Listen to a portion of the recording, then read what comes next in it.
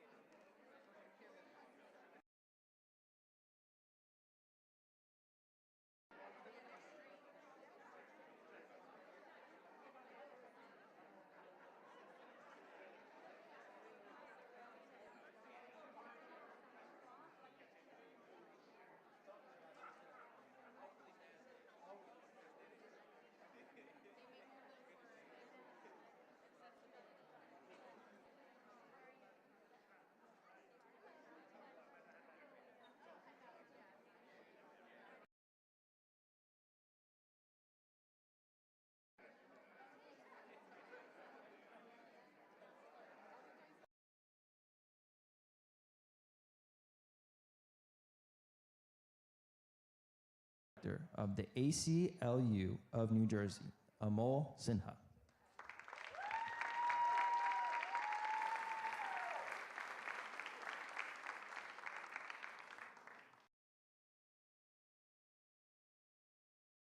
Is this on? Great. Welcome to Vote Your Values. For over 60 years, the ACLU of New Jersey has defended liberty and justice for all. And central to that is ensuring that our democracy works. In 1987, in an infamous case, the Supreme Court of the United States refused to consider the death penalty's harm on Black Americans as unconstitutional because it said that might require them to consider racial disparities in every aspect of the criminal legal system. Justice Brennan wrote a scathing dissent in which he said that the court had a fear of too much justice. Well, in New Jersey, given the events of recent months, it seems some in our state have a fear of too much democracy. But there's a thirst for more, and it's palpable. It's no secret that our democracy is facing some of the most pressing challenges of our time. In this moment in New Jersey, we're witnessing in real time the tangible push and pull of our democracy. We're seeing grassroots activism, more civic engagement, and a rejection of unjust political structures. But at the same time, we're also have forces trying to turn us backwards and make our democracy less transparent, less accessible, and our government less accountable. But the people want better of our institutions. If decades of civil rights work has taught us anything, it's that our rights do not only apply in times of comfort. Indeed, the strength of our commitment to democracy is tested in what we choose to do in times of adversity. Of the more than 9 million people in New Jersey, there are over 4 million who identify as Black, Latinx, or Asian American.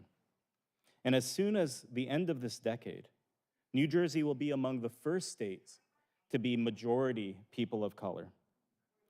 The whole slate of Democratic candidates who you'll hear from tonight for US Senate this year is comprised entirely of people of color.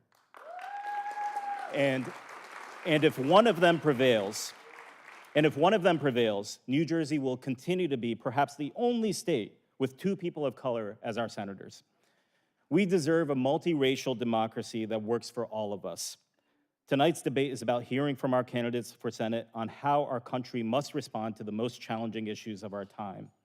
We're seeking an inclusive democracy, one that's not just focused on politics for the few, but one that's creating a thriving future for the many. New Jerseyans demand and deserve nothing less.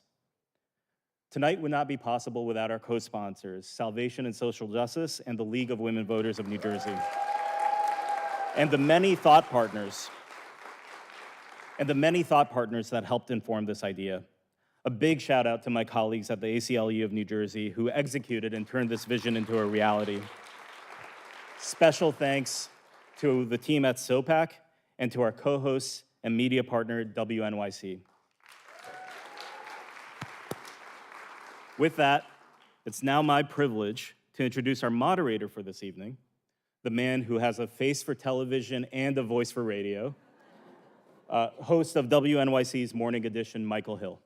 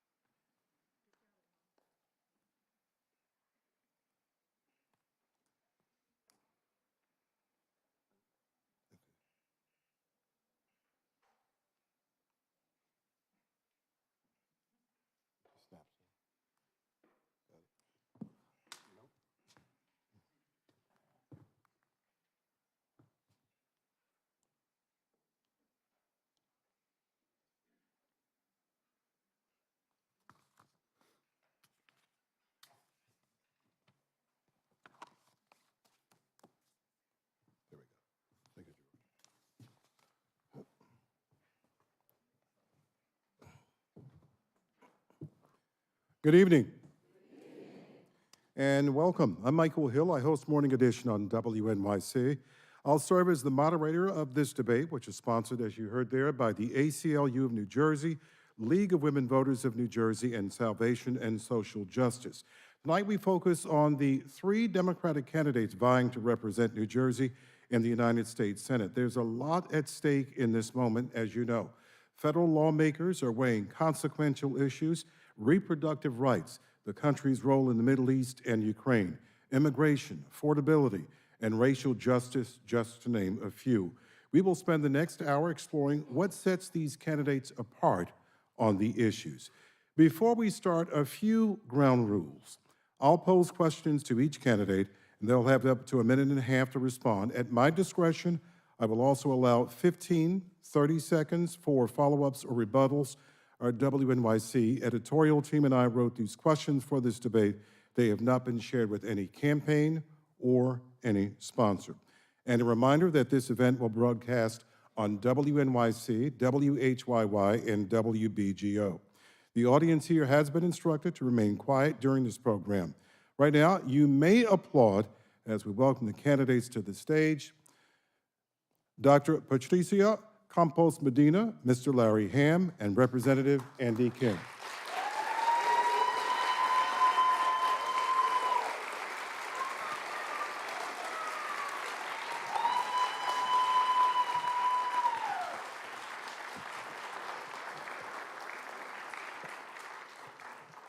Good evening, candidates, and thank you for coming here this evening. To start, I'd like to have each of you take 90 seconds and tell us what specifically sets you apart from the other candidates on this stage this evening. We will go in alphabetical order. Candidate Campos Medina, please begin. Good evening, everyone. My name is Dr. Patricia Campos Medina, and I am running for the United States Senate because in this moment in time, when workers are fighting for the right to have a union, when women reproductive freedoms are being taken away, we need to send a woman champion to Washington, D.C. to fight for New Jersey families. I am a labor champion with 30 years of experience advocating for the rights of American workers to have a union, for the right of women to work free of sexual harassment, and for our LGBTQ plus community right to live free of gender violence. I am ready to go to the United States Senate to fight for a fair tax code so that we have the resources we need to invest in affordable housing and affordable child care. As the only woman on this stage, I am ready to go to Washington, D.C. and fight for our reproductive freedoms by expanding the courts, by ending the filibuster, and by imposing strict ethics rules on our Supreme Court justices so that they don't whine and die by billionaires while they take our rights away. This Jersey girl has a record of fighting against billionaires, and I am ready to go to Washington, D.C. and fight against the likes of Jeff Bezos, who exploit their workers in our warehouses right here in D.C., and with their pocket change money of trillions, build rockets to go to space rather than pay their workers a fair wage. This Jersey girl is ready to fight for an economy that works for you. Thank you, Candidate Campos Medina. Candidate Ham. My name is Lawrence Ham, and I've been fighting for 53 years for racial, social, economic justice and peace. No one on this stage has been on more picket lines, in more demonstrations, confronted more government officials than I have over the past 5 decades. I want to fight to make equality, justice, liberty, peace, and prosperity a reality for all people. I want to fight to make free, universal health care, Medicare for all, a reality in our lifetime. I want to fight not just for raising the minimum wage, but for establishing an official living wage in the United States of America. I want to establish free college for all students who are eligible. I want to fight for the expansion of political rights, the protection of voting rights, and an end to voter suppression. I want to fight for justice and an end to police brutality in the United States. And I want to fight for reparations for the descendants of African who were enslaved in the United States of America. I want to fight for an end to war, for an immediate and permanent ceasefire in Gaza. Thank you. Candidate Kim, please withhold your applause. Yeah, thank you. Good evening, everyone. Thank you for coming out. I will tell you, it is a deeply humbling experience being able to stand before you as a candidate for the United States Senate. That myself, as a son of immigrants, a public school kid, that I've had the great honor to be able to serve this country for every minute of my career. And it's been such a great honor for this country that has given my family so much, that 50 years ago, my parents immigrated here, gave them jobs, gave them an education, gave me a public school education, and now trying to do my best as a father of a 6-year-old and an 8-year-old to shape the America that they grow up in. But things are challenging right now. These are difficult times, and it's important that we step up with the vigor and the velocity that's necessary to take this on. And I've seen that firsthand as a member of Congress, a 3-term member, a Democrat that won a district that Trump won twice, to be there right where the divisions are of our country and our state to try to figure out how we move in a better way. And it's not just about the policies. What we've seen this week, whether the rally in Wildwood or a trial starting across the river of our own senator today, we live in the time of great distrust in our government. And I've done my best to try to step up. I'm someone that doesn't kiss rings. I don't ask for permission. That we've filed a lawsuit that is going to change not just this race, but change Jersey politics for hopefully forever. This is what kind of energy I hope to be able to bring to the United States Senate now and hopefully for years to come. Thank you. Thank you, Candidate Kim. Let us begin now by tackling the issue of affordability. SALT, the state and local tax deduction, lets homeowners take their property taxes off their federal income tax liability. It's brought important relief to New Jerseyans given our sky-high property taxes. But under the Trump administration, Congress capped SALT deductions at $10,000. Representative Kim, you co-sponsored legislation to repeal the cap in 2019. Do you still support repealing the cap, even though some people argue SALT is just a tax break for the rich? Yeah, look, well, we absolutely need to repeal the SALT cap. It's something that was done by President Trump as a punishment at targeting blue states. This is something that we've here, and we understand that, look, because our state invests in our education, invests in our infrastructure, that we get back only 80 cents for every dollar we put into the federal government. This is about fairness. And a lot of communities that I talk to, a lot of families that I talk to, they struggle because of this. But it's not just about the SALT cap, that we recognize that we need to make sure that we make our country fairer for everybody. And that was why we were trying to take steps, and I was proud to push forward on the child tax credit, for instance, something that was able to cut child poverty in half in America.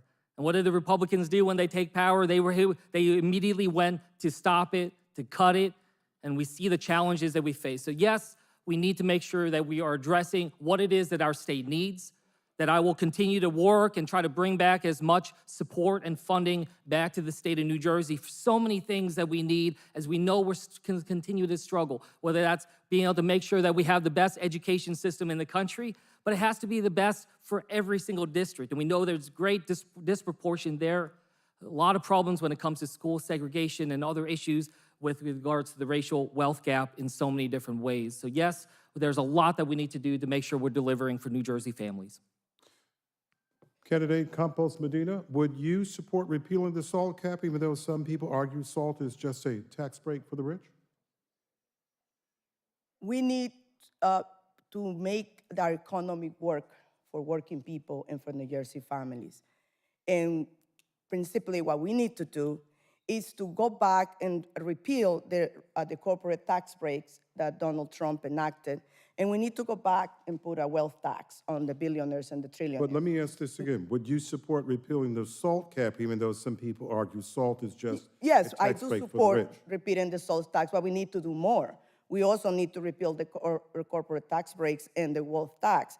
And we also need to fight for a poor child tax credit and earned income tax credit to make sure that we put money on poor people's pockets and working families' pockets. So we need to do more than just address the concerns of the middle class. We also need to fight for good jobs.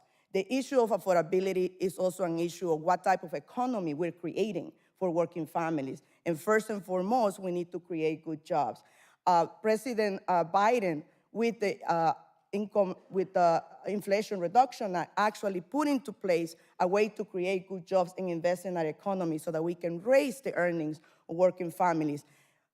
Returning the SALT tax is one thing, but we need to do more to make millionaires and corporate America pay higher taxes so that we can get more taxes here in New Jersey and invest in affordable housing, in our education, in childcare, and we actually invest in public transit. Candidate Ham? Yes, I would support repealing SALT because if you've owned a home in New Jersey, as I have, you know that homeowners in this state need property tax relief. Our property taxes are too damn high. Rents are too damn high. Mortgages are too damn high. The cost of housing is too damn high. We need legislation to provide more tax relief for homeowners. New Jersey has one of the highest rates of home foreclosure in the United States of America. It has one of the highest rates of tenant eviction in the United States of America. If I'm elected as U.S. Senator, I would put forward legislation to, in fact, deal with the problem of home foreclosures, tenant evictions, and to provide more tax relief for homeowners in the state of New Jersey. Let us move on to immigration reform. Migrants from across the globe are coming to the United States in ever-increasing numbers, exceeding most states' ability to support them. Even progressive governors like New Jersey's Phil Murphy have said they're not prepared to take on this influx of migrants. Candidate Campos Medina, what federal solutions do you propose for managing immigration if you're elected? As an immigrant woman who suffered family separation for 8 years due to a broken immigration system, I am committed to fighting for immigration reform that is just and humane. In order to address the border crisis, we need to do two things. We need to invest in the resettlement programs, and we need to adjudicate asylum cases in a manner that keeps families together and address the fundamental reasons why families are seeking asylum. We need to invest in a resettlement. That's a job of the Congress, so that the municipalities that are receiving migrants get the assistance that they need to incorporate them. Number two, we need to regularize the status of the 11 million immigrants who are working in the United States, beginning with our DACA and our TPS holders. And we also need to create partnerships with our Latin American countries like Haiti, the Caribbean, Venezuela, and Mexico to actually invest in a regional economic, democracy, and foreign policy agreement so that we stem the flow north. The border crisis is a crisis that needs multiple solutions, and we should be ready to tackle that situation head on rather than giving way to Donald Trump's hateful rhetoric accusing immigrants of poisoning the blood of America. This Jersey girl is an example that we contribute to America. We do not poison it. Candidate Kim, what federal solutions do you propose for managing immigration? Yeah, when I think about the challenges that we face, I mean, I shared some of my family story that I'm a son of immigrants, married to an immigrant.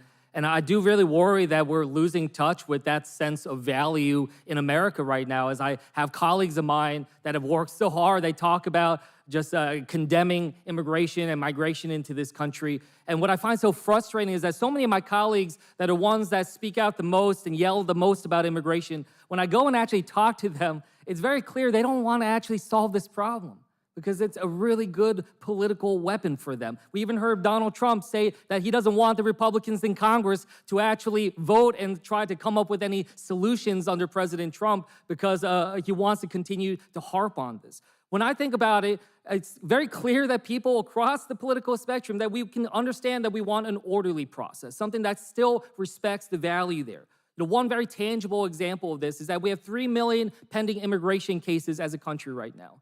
We have only 682 federal judges right now. It would take them 10 years just to get through the backlog that we have at this moment. That's something very tangible that we can do, because we're supposed to adjudicate those cases in 6 months or less. It's taking now 6 years plus.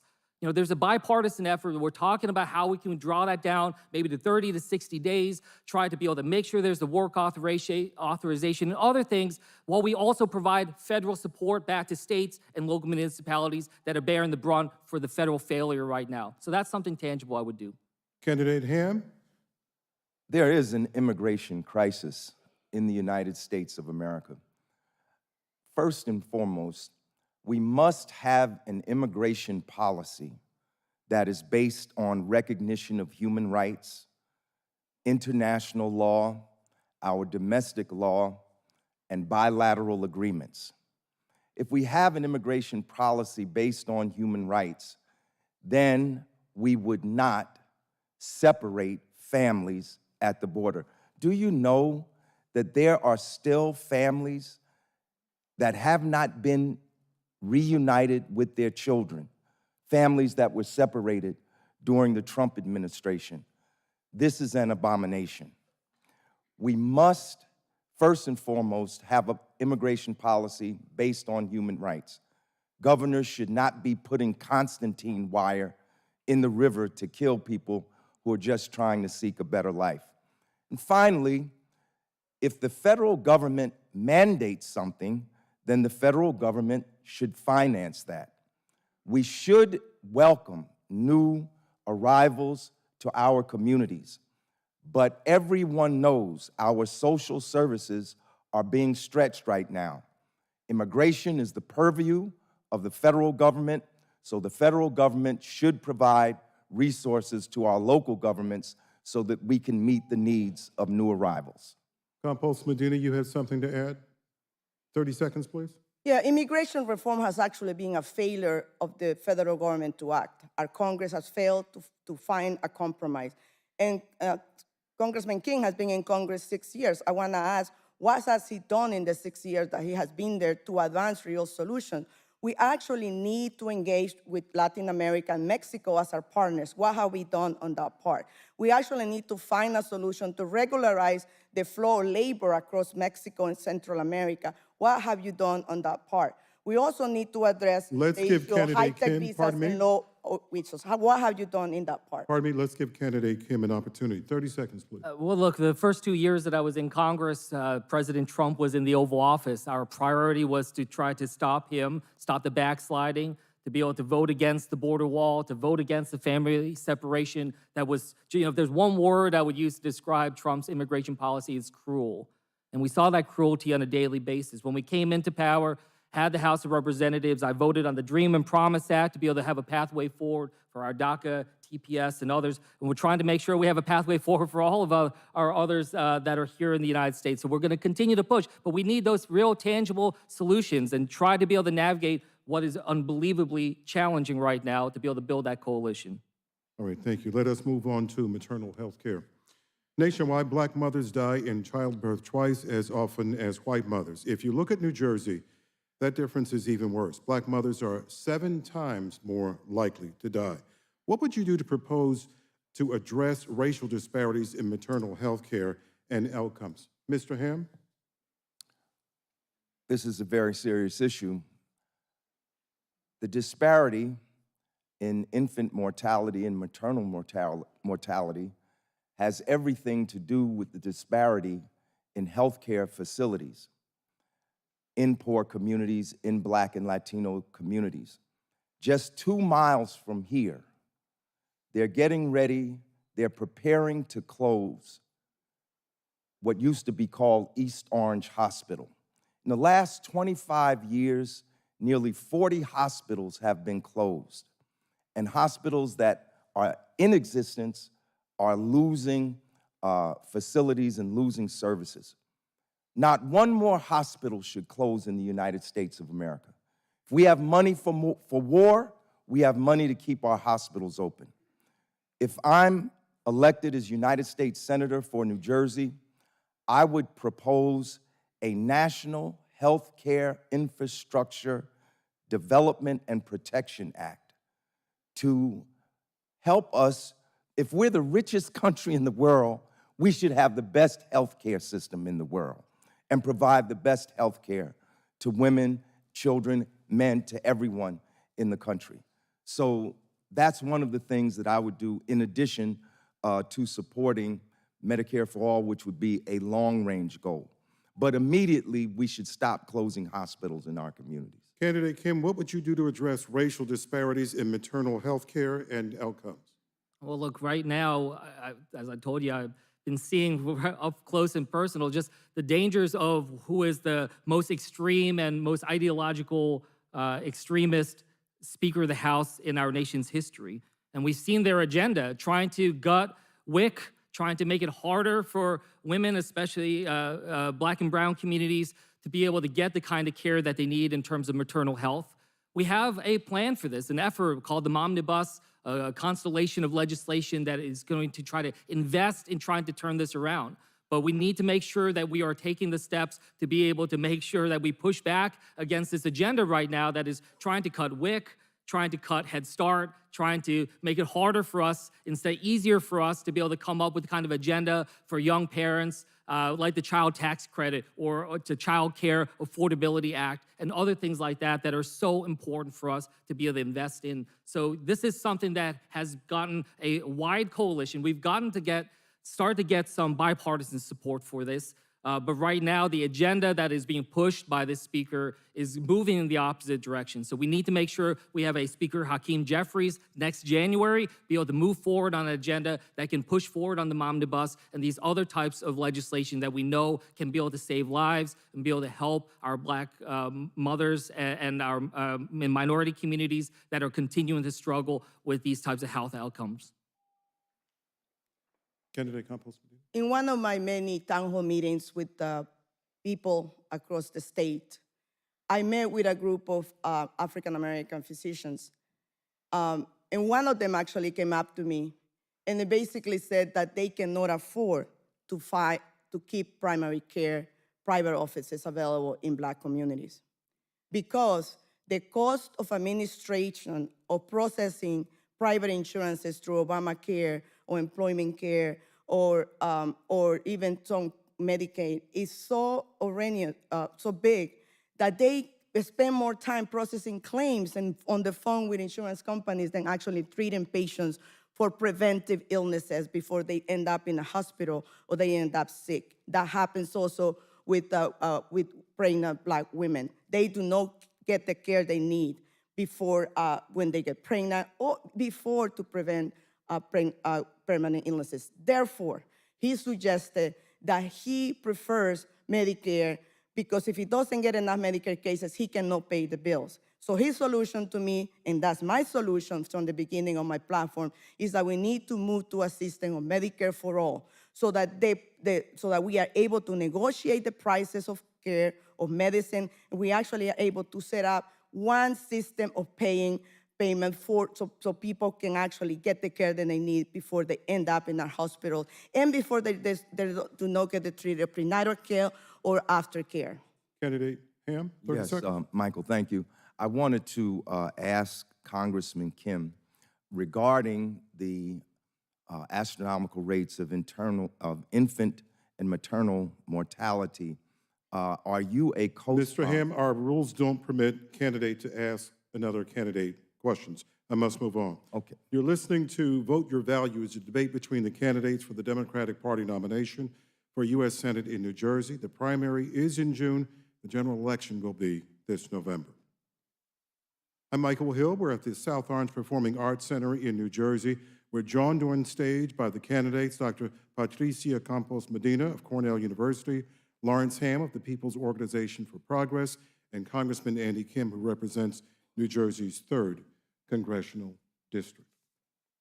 Let us move on here. This is the question of dealing with Israel and Hamas, war and aid. The question is directed to candidate Kim. New Jersey is home to some of the largest Muslim and Jewish communities in the United States. For many residents, the war in Gaza is a personal issue as much as an international one. Representative Kim, you voted yes on the recent aid package to Israel, yet Israel seems to repeatedly disregard President Biden's urging to allow more relief into Gaza and to better protect civilians.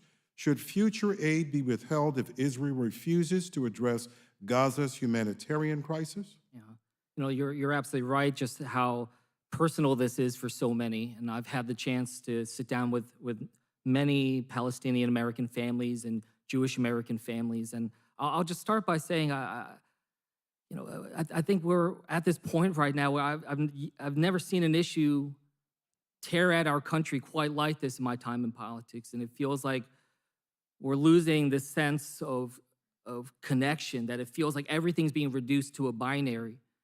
And I think we have to fight back against that. I think that there is a way in which we can say, look, what happened on October 7th and the taking of hostages and the fact that the hostages are still held is horrific.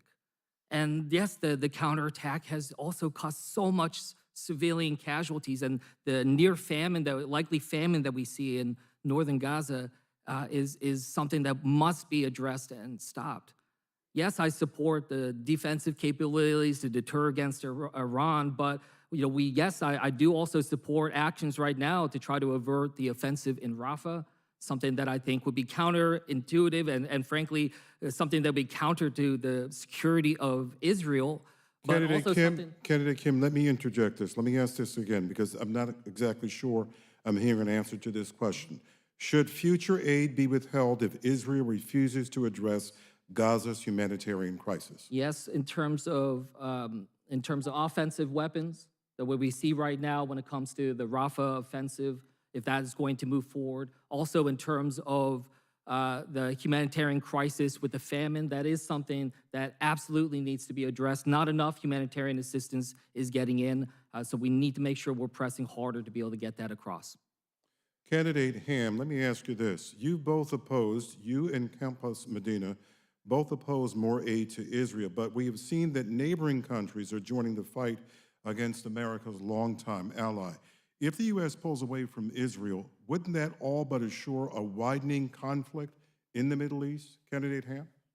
If the United States continues to provide military aid to Israel, that will cause an expanded conflagration in the region. It is very difficult for me to understand how someone can say they are for a ceasefire and vote for $26 billion more of bombs and jet fighters and tanks and weapons to Israel. This is a genocidal war. There must be an immediate and permanent ceasefire in Gaza. If that does not happen, that will lead to a regional-wide conflagration and possibly a world war. We should cease all military aid to Israel. We should demand unfettered access of humanitarian aid. In the last bill that Congressman Kim voted for, not only did it provide more money, more military aid to Israel, it cut off funding, it cut off humanitarian aid to UNRWA, the United Nations Relief Agency that helps the Palestinian people. Our policy is all wrong on this, and we must reverse course. I just want to salute all the students all around the country who have been the conscience of the nation, and I just want to announce that I'm going to join the hunger strike of students at Princeton University. Candidate Campos Medina? From the beginning of my campaign, I announced that I was for a permanent and immediate ceasefire in Gaza. I did that based on my own experience as a survivor of a war in El Salvador. I also call for the return of all hostages because I believe that we will never get to peace in the Middle East if we do not hold Israel accountable for the violations of international human rights laws that they are committing right now in Gaza. I also join the call from Bernie Sanders when he stated that we have to withhold military aid to Israel until they agree to comply with international human rights law and permit humanitarian aid to the people of Gaza. It is imperative that we value the lives of Palestinian people in the same manner that we value the lives of the people of Israel. And withholding aid to the people of Palestine is a crisis against humanity. We also need to remember that protesting war is a tradition for democracy in the United States. I am survivor of the brutal civil war in El Salvador because people of faith and students protested the Reagan invasion, the Reagan militarization of that war. So we have to remember that this is not a new thing for us to be polarized on war. It is part of our tradition of our democracy to engage as citizens in calling for peace. Candidate Kim, would you like to have 30 seconds to reply to? Yes, look, I think that as we said, we're trying to worry about how this continues to spread, the challenges that are faced. Now is an important moment because this diplomatic agreement, all of us want to see this come to an end, but it's going to have to require an agreement. That is something that diplomacy only is going to be able to get. There's no military solution to this alone. So trying to make sure we can get that agreement, be able to have the regional actors, be able to, Saudi Arabia and Egypt and others be able to join on for what comes next after this violence comes to a close. Those are the kinds of strategies that are necessary right now for us to be able to move forward in there. Candidate Campos Medina? If we want peace, and why are you continuing to indiscriminately arm Israel to continue on a war against the people of Palestine? In order to get to a negotiating political solution, which includes a two-state solution, we have to stop bombing the Palestine, and we have to respect the life of Palestinian people in the same way that we respect the lives of the state of Israel. In order to get to releasing the hostages, we had to stop the bombing. Candidate Ham? Yes, also, it is imperative that we understand that an immediate ceasefire is just step one. We must end the illegal occupation of Palestine. That is the root cause of the problem. And if we don't deal with that, we'll continue to return to this place that we are at now. We must end the occupation. We must end Israeli apartheid. There must be a right of return for the millions of Palestinian refugees that are in other countries. It must be an end to the illegal settlements. If we do not do that, there won't be peace. Candidate Ham, let us move on to another topic here, criminal and racial justice. Congress has been unable to pass legislation that would change policing in America. That includes unnecessary use of force, no-knock warrants, chokeholds, and so much more. What specific policies would you propose to reform policing and ensure that institutions hold bad, unconstitutional policing accountable? And how would you build a majority in the Senate, in Congress, to get these policies passed? Candidate Ham? Well, this is a very serious issue. The police in the United States last year killed more people than in any year since they started keeping statistics. Already this year, the police have killed over 300 people in the United States. Of course, I would support the reintroduction of the George Floyd Accountability in Policing Act to Congress again. I would also call for the introduction of the Breathe Act, which was another important piece of legislation that came forward after the murder of George Floyd. But there are other things that we need too. I would introduce legislation for a national standard for use of force. No such standard exists in the United States today. And because of that, it makes it difficult to actually grapple with the issue of police brutality in the courts. So we need a national standard on the use of force. The other thing we need civilian oversight of all police forces in the United States at all levels. I would introduce legislation that would support municipalities and states that want to establish police review boards with subpoena power, investigatory power, and other powers. Candidate Kim? As mentioned, I think all of us would agree that we want to make sure that we move forward with the George Floyd Justice in Policing Act, something that we worked tirelessly on with the Congressional Black Caucus and others to be able to put this together. We were able to pass it through the House of Representatives, but died on delivery in the Senate. And this is something that I think we see over and over and over again with so many important pieces of legislation, whether that's to codify women's reproductive rights or immigration or others, as it goes to the Senate, dies on delivery because of the filibuster. And this is something that demands to be able to have the kind of reform necessary for us to be able to get this passed, to be able to see the challenges and the changes that we can do to policing structures, whether that's about banning chokeholds and other types of maneuvers or other things like that, to be able to move forward with that. You know, this is something that I think is so important and something that I worked on to try to make some progress in the meantime, was able to get federal funds back to my congressional district, to be able to work with police departments in my district, to be able to have social workers embedded with our first responders, to be able to have something that shows that, you know, we can have more tools in our toolbox, to be able to have better responses, especially when it comes to mental health challenges or other things that are out there. And this is something that's been able to have a good response. It's getting more and more traction across our state. And these are the types of solutions hopefully we can continue to push forward on. Candidate Kim, I'm curious, how would you build a majority to get these policies passed in this environment?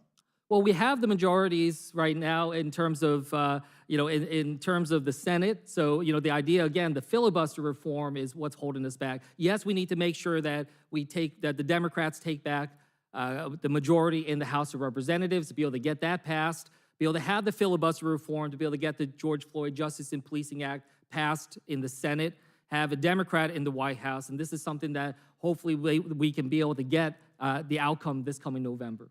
Good. Candidate Campos Medina? We know that in our state, Black young men are 12 times more likely to be criminalized during an exchange with the police. Latinos in our urban areas are right there behind them. We need to do more to reduce bias and the stereotypes that exist and within how our police departments are engaging with our urban youth. We also need to invest in our communities so that we create opportunities for our communities to have economic mobility and economic opportunity, after school programs and summer job programs, so that we create opportunity for our young people in our cities. Fundamentally, though, we do need to give communities more opportunity to have review boards, community review boards, so that we can hold the police accountable when they engage in instances of bias and stereotypical behavior against our youth. We also need to demilitarize our police departments. It's amazing to me how a lot of this equipment from war are being used in our police department in our cities. And we need to also invest in health and mental health and retraining of our police departments so that they engage in the escalation with our youth rather than escalating instances that become criminal elements. Let us move on to wind energy and the climate crisis. Climate change will have dire consequences for New Jersey, where we have 130 miles of coastline. Governor Phil Murphy has staked much of his climate change strategy on wind energy, but rising prices have private companies leaving the marketplace. What would you do to make renewable energy more prevalent in the United States? Does that include a stronger government role to support wind? Candidate Kim? Well, first of all, having passed the Inflation Reduction Act, the largest investment to be able to fight climate change in our nation's history, it gives our country a good movement forward, but we know that that's not enough.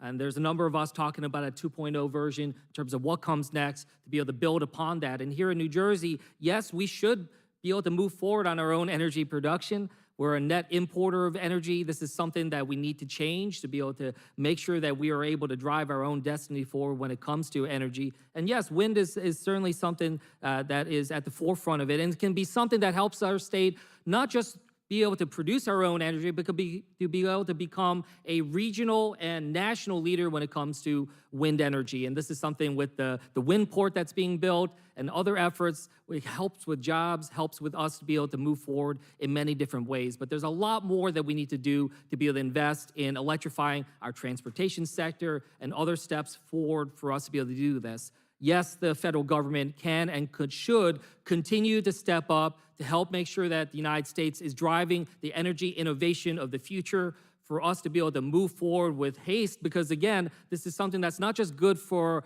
our environment, good for our own communities, but it's good for our economy to be able to do, and something I think that can help New Jersey be able to move forward with a lot of excitement in terms of our jobs and our economy going forward.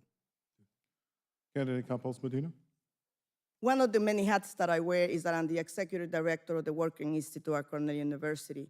And I am proud to say that we have spent 10 years developing the footprint for working together with the labor movement and community groups to advance green energy creation that creates union jobs. We were at the forefront we need the government to actually, the federal government to actually invest in more of our green energy, on wind energy, in making sure that we are creating a manufacturing base that creates union jobs across the green energy spectrum. The Inflation Reduction Act is at the start. We need to make sure that we continue to refund it. But we also need to make sure that states, we are incentivizing states, and here in New Jersey, we are ahead of the curve. But we need to do more to invest in green energy for a public fleet of buses. We need to create, invest on a train system that actually uses solar energy. And we actually need to make sure that our schools, we have so many schools, are also continuing to take advance benefit of the green energy grid and solar energy. So we have a lot that the government can do to incentivize the creation and investment on green energy jobs, but we need to make sure that all those jobs are union jobs and lead a path to the middle class. Candidate Ham. We must break our dependence on fossil fuels. A lot of the legislation that is being passed under the banner of saving the environment, much of it is greenwashing.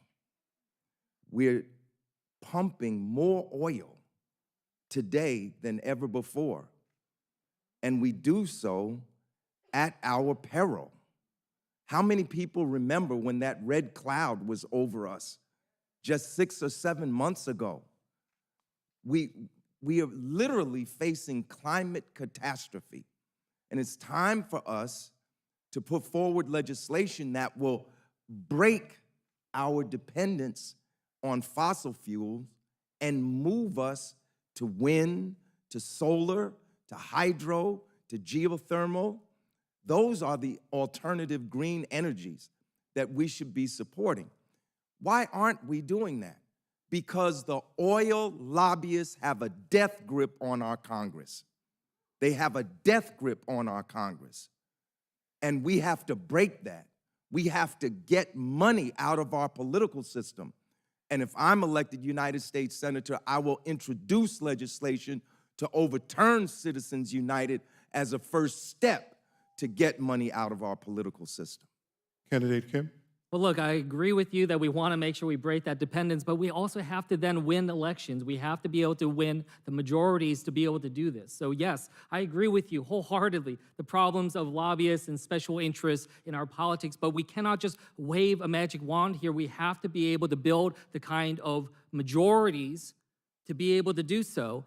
And I know that that's tough work, but it is possible. And I'm someone who's a Democrat that won a district Trump won twice. In 2020, I was one of only 7 Democrats to win a district Trump won. We had a 5-vote majority, and with that 5 votes, we were able to pass the Inflation Reduction Act. So let's go win elections. Candidate.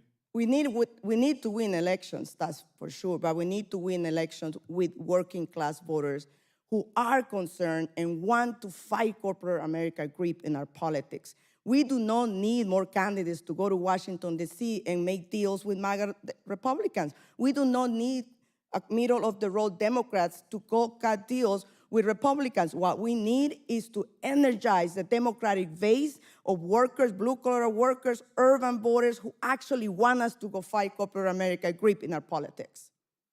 I have a candidate Ham. Rebuttal, Quickly, please. Mr. Moderator, what Congressman Kim said is the essence, maybe even the quintessence, of why it's so difficult to really make change. Because we're caught in a system where We're damned if we do, and we're damned if we don't. We want to move away from fossil fuels, but we can't because we got to win elections. If this logic persists, we will face extinction. Candidate Kim, you want to respond to that? Well, that's not what I was saying. You know that's not what I was saying. Well, say what you were saying. What I was saying is, look, we passed the Inflation Reduction. We need to work together. The three of us want the same thing. We each have We kids want to that we fight want the to make millionaire sure. class. We want to fight corporate America. That's what I want. exactly what I want to do, and I want to make sure that we have a clean environment for my kids to grow up in. So let's work together. So yes, I reject taking corporate PAC money. I've pushed forward for strong government reform efforts. So let's work together to be able to build the kind of electorate to energize people. And I think the three of us have done a lot to be able to do that over the course of this primary. So let's keep that momentum going. I have several other topics here to get to, but we are running out of time here. I'm going to give you a minute to respond to this question. Each candidate, please. Black families make up 11% of all households, but only own 2% of household wealth. Candidate Campos Medina, how should Congress address this disparity? The biggest way that families, any family, creates wealth in the United States and here in New Jersey is their ability to buy a home. And year after year, it has become more and more difficult for families to be able to afford the first-time home.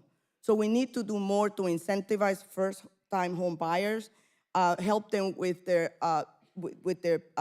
payment and figuring out how to get mortgages that are low cost. We also need to end the discrimination on home buying for Black families.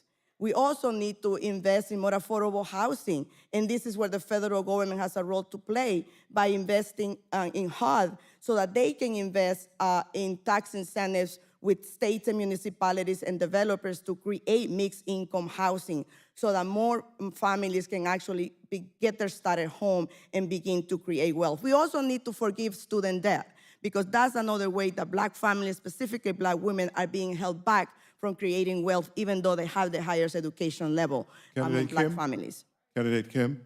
I agree wholeheartedly with that. I think there's so much more that we need to do when it comes to housing, to be able to support legislation to be able to help first-time home buyers, especially minority communities, and that's something that Maxine Waters and others have been leading the charge on, and I've certainly been standing with them on that.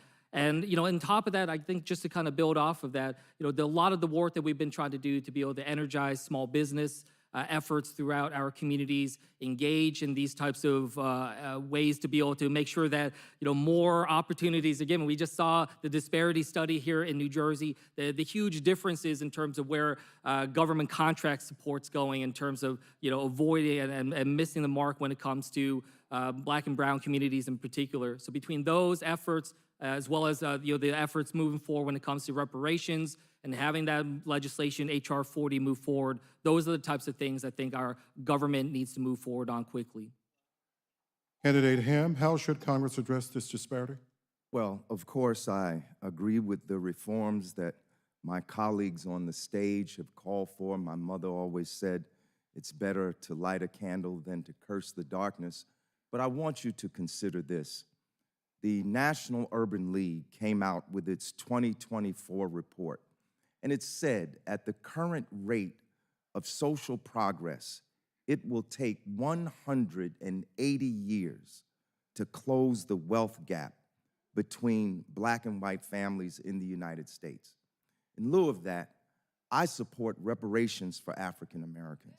I support reparations and I support H.R. 40. But I say this, if I am your representative to the United States Senate, I will introduce a reparations bill to make reparations payments to the descendants of those who were enslaved in the United States of America. We must move on here. We only have a few minutes left, but I have a lot more to tackle. I'd like to ask some quicker questions here. We understand these are big topics, but please restrict your answers right now to yes or no, unless I indicate otherwise.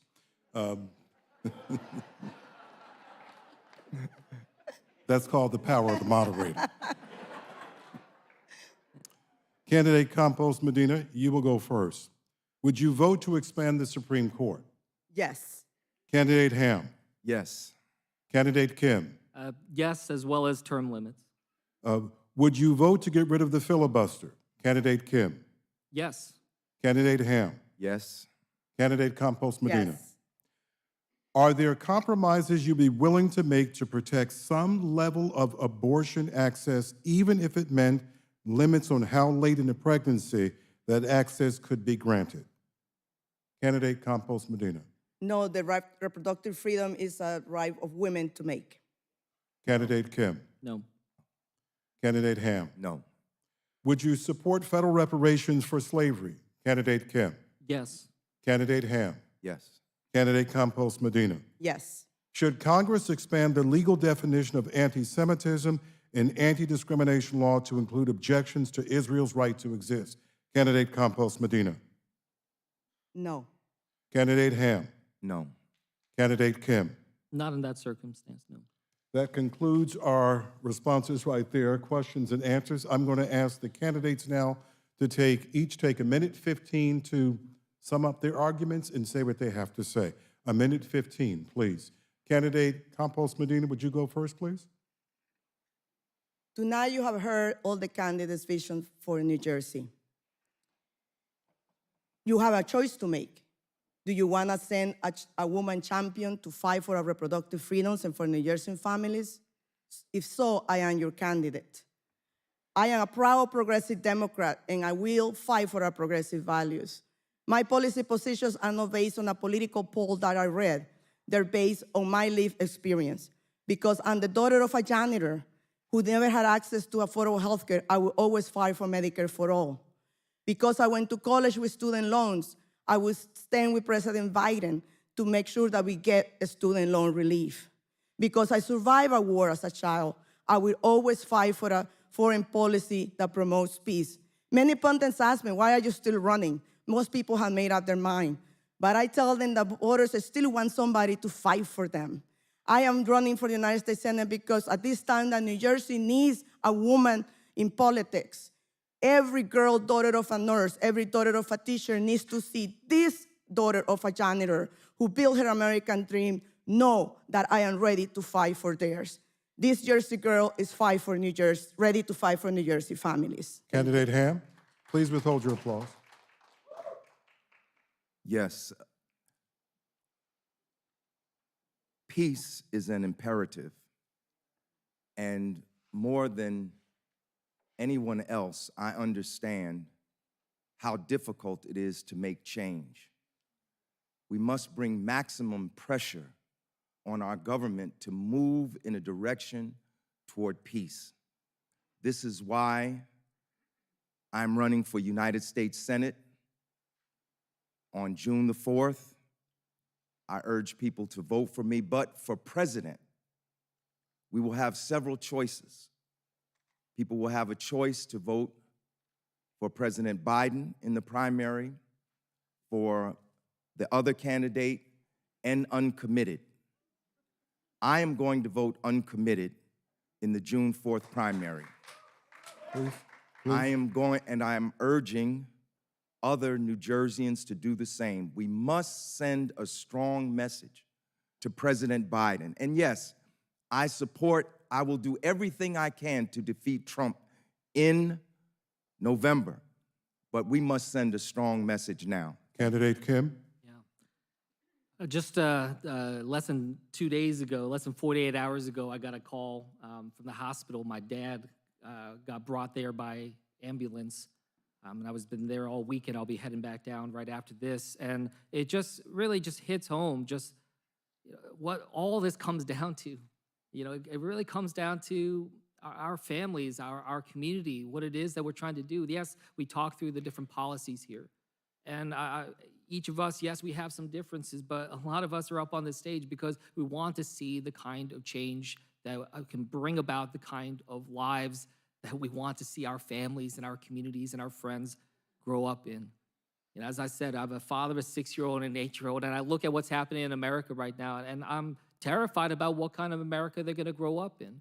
And I'm really horrified about the prospects of Donald Trump winning the White House again. And I see firsthand what happens with Speaker Johnson. We cannot let them be able to control and make the decisions about what kind of America our families grow up in, who has the kind of policy ability to shape the kind of care that my father or others get. So let's go out there, let's make sure we get people to vote. And I just appreciate being able to be up here with two great candidates that we've had the chance to be able to get to know each other and work alongside each other. Let's leave it there. Let's give the candidates a round of applause, please.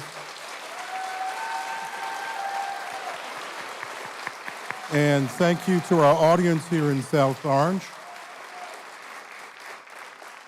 Thank you to our audience here in South Orange and to our sponsors this evening, the ACLU of New Jersey, the League of Women Voters of New Jersey, Salvation and Social Justice. A reminder that the primary election is June 4th, and the last day to register in time to vote for this election is tomorrow, May 14th. So please remember to register and to vote. I'm Michael Hill of WNYC. Have a good evening. Thank you.